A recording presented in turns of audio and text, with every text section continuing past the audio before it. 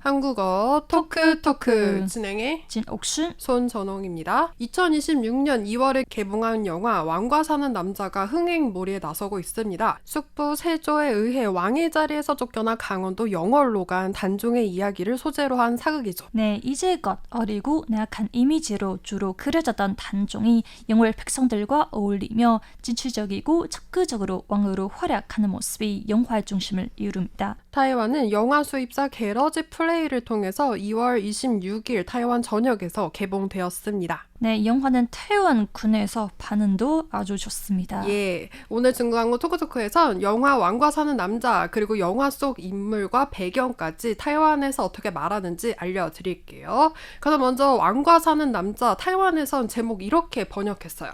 왕민之徒라고 합니다. 임금왕의 목숨명, 갈지, 무리, 도자를 씁니다. 예, 타이완에선 왕명을 따르는 무리라는 제목으로 직역해서 이 왕밍之徒라는 제목으로 개봉했어요. 영화 왕과 사는 남자의 시대적 배경은 아시다시피 1453년 개유 정난 이후의 조선입니다. 네, 조선 제6대 왕 단종은 아버지 문종이 재위 2년 만에 사망하면서 12세 어린 나이로 즉위했습니다. 그러나 왕권은 안정되지 못했고 1453년 숙부 수양대군이 김종서, 황보인 등 단종 측 대신들을 제거했던 개유 정난을 일으키며 전국의 주도관을 장악했습니다. 예, 단종이 왕의 자리에서 폐위되는 결정적인 사건이죠. 개유 정난은 타이완에서 이렇게 말해요. 괴여증난이라고 합니다. 청간개의 지지유, 표현할 정, 어려울 난자를 씁니다. 예, 조선 역사 472년 가장 어린 나이에 왕이 된 단종은 타이완에서 어떻게 말할까요? 또한종이라고 합니다.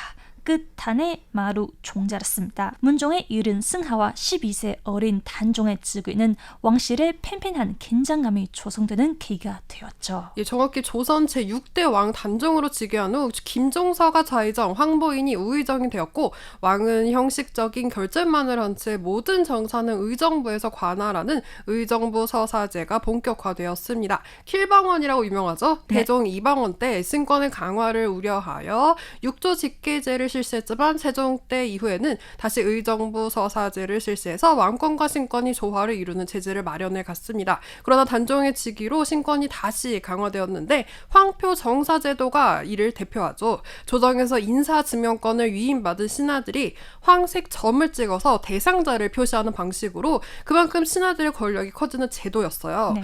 김종서, 황보인 등은 이 황표 정사를 시행하는 한편으로 세종의 삼남인 안평대군과도 친밀한 관계를 유지했습니다. 권력력이 강하고 야심만만한 수양보단 조정의 대신들과도 소통할 수 있는 학자풍의 왕자죠. 이 안평대군을 그들의 후원자로 삼았기 때문이죠. 네, 이 김종서 등의 신관 강하 운징김에 가장 불만을 가지고 있었던 인물은 바로 세종의 둘째 아들 수양대군이었습니다. 수양은 태조 때 이방원이 신권의 중심 정도전을 겨냥하여 1398년 왕자의 난을 일으킨 사건을 떠올렸을 수가 있어요. 단종실록을 보더라도 수양대군이 거사를 일으키는 과정이 비교적 상세하게 정리되어 있습니다. 김종서 등이 안평대군과 연결하여 비정상적인 거사를 도모하고 있었기 때문에 자신이 거사를 일으켰음을 밝히고 있어요. 네, 여러 정황을 살펴보면 안평대군과 김종서가 거사 준비를 한 움직임이 포착되지 않지만 수양대군이 거사를 일으킨 명분을 실록에 기록하고 있는 겁니다. 특히 단종실록은 세조대 승리자 측에서 작성된 기록임을 염두에 둘 필요가 있습니다. 예, 세종의 차남으로 문종의 동생이자 단종의 숙부 그리고 훗날 세조가 되는 수양대군은 타이완에서 이렇게 말해요.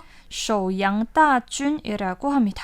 머릿수의 볕양, 클태, 임금, 군자를 씁니다. 수양과의 첫 만남 이후 확실하게 측근이 된 한명회는 양정 등 30여 명의 무사들을 수양의 신복으로 추천했고 수양은 서서히 거사를 준비해 나갔어요. 1453년 10월 11일 거사일로 정했습니다. 김종서가 황보인, 정분 등과 모의하여 안평대군을 추대하려 한다는 것을 거사의 명분으로 내세웠습니다. 수양은 직접 돈이문 밖에 있는 김종서의 집을 방문하면서 제거 작업을 진두지휘했고 양정, 유수 등은 평복을 입고 따르게 했습니다. 합니다. 김종서는 수양이 부탁한 편지를 보려고 고개를 숙였다가 잠복한 수양의 신복들에게 철퇴를 맞았죠. 김종서 제거 후 집으로 돌아온 수양은 단종의 명령을 빙자해서 조정의 대신들을 불러들이게 했어요. 한명회가 작성한 살생부에 따라서 강문에서 쇠뭉둥이로 내리쳤습니다. 이 과정에서 황보인, 조극관, 이양 등 사일부에 포함된 인사들 다수가 처형되었고 거사의 또 다른 표적이 되었던 안평대군은 강화도로 유배시킨 후에 교동도에서 사사하였습니다.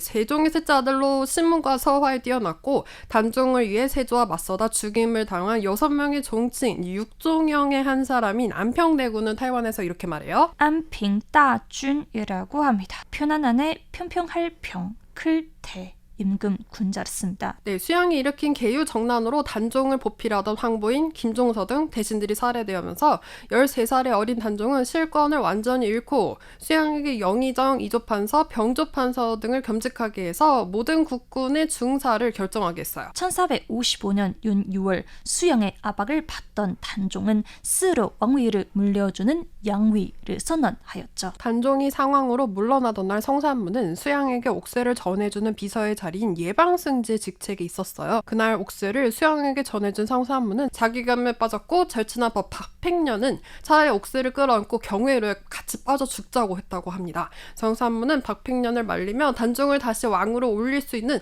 복위운동을 추진하자고 했습니다. 성산문은 집현전에서 동문수학했던 박팽년, 하이지, 이계, 유성원 등 뜻을 같이 한 동지들을 귀합하였고 무인 유흥부도 거사에 합류했어요. 결과적으로 거사는 실패합니다. 내부에 밀고자가 있었기 때문이에요. 바로 김질입니다. 김질은 장인 정찬손을 찾아가서 사전에 준비되고 있던 이 단종 복위 운동을 고변했고 성산문 등에 대한 체포령이 떨어졌어요. 단종 복위에 참여한 인사들은 줄줄이 압송되어 세조 앞에서 혹독한 고문을 당해요. 단종의 복위를 도모하다 사전에 발각되어 처형당한 성산문, 박팽년, 이계, 하위즈 유흥부와 고문받기 전 자살한 유성원을 일컫는 사육신, 타이완에서 이렇게 말합니다. 死六臣이라고 합니다.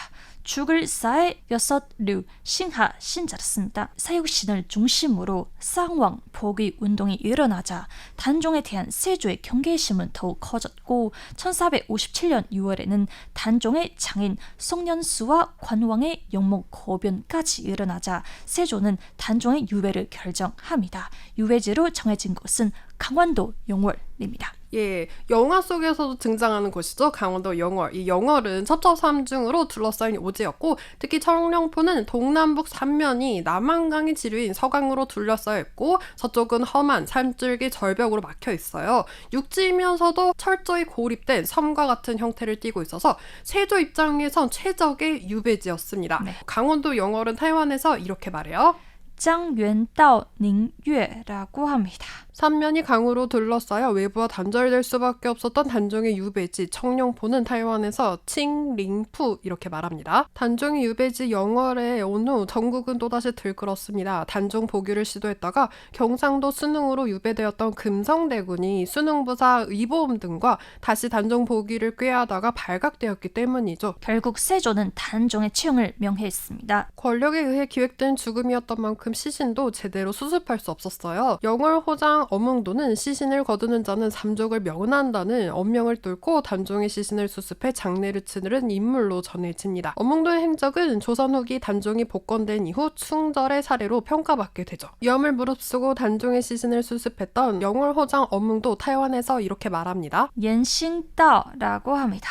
오늘은 이렇게 영화 왕과 사는 남자, 왕밍之徒 그리고 영화 속 인물과 배경까지 타이완에서 어떻게 말하는지 알려드렸습니다. 그럼 저희는 다음 주에 다시 찾아뵙겠습니다. 중국어 한국어 토크 토크. 진행해 진옥순 손전홍입니다.